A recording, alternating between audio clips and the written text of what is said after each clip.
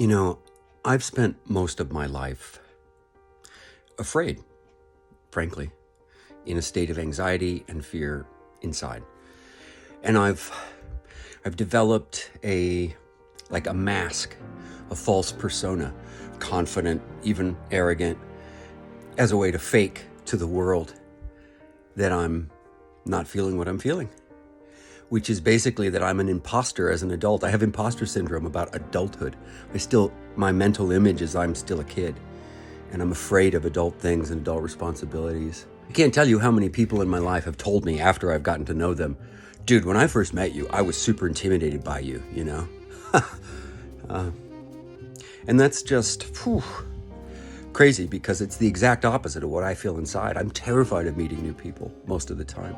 So I put on this false bravado, or aloofness, as just a way to hide the fact that inside I feel like a frightened rabbit most of the time.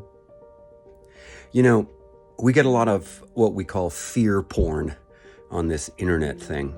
And it's because of our psychology. We're evolutionarily attuned to pay more attention to crisis because it's a survival benefit. And if you put fear and anger and disaster in front of people, it's more grabby of the attention than positive things. And in an environment where we're incentivized to sell advertising and to keep people glued to screens, promoting fear and anger and these things is the best way to do that.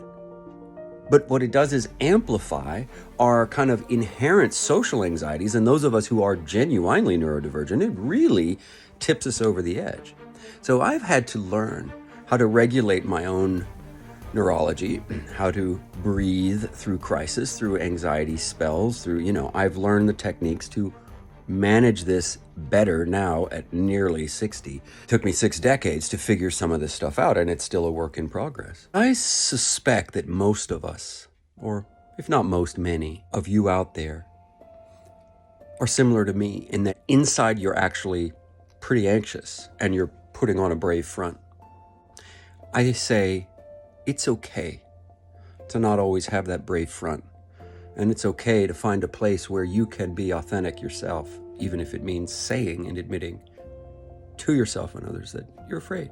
You need a hug or hand hold. These coaches who try to tell you how to build social media engagement, and they talk about this. They say, promote fear porn, your YouTube will grow or whatever. Well, that's just ridiculous. I refuse to do it. I'm very interested in geopolitics and all kinds of things that are going on, and I'm just not really wanting to talk about those kind of subjects here because I want to promote positivity. I want to talk about my own journey out of fear and anxiety into more stability and joy. And that gets me fewer views. So what? I'm not doing this for money. I'm doing this for my mental health. And if it can help anybody else, wonderful.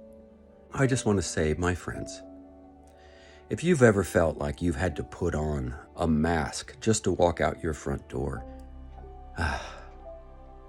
being real, being authentic is okay.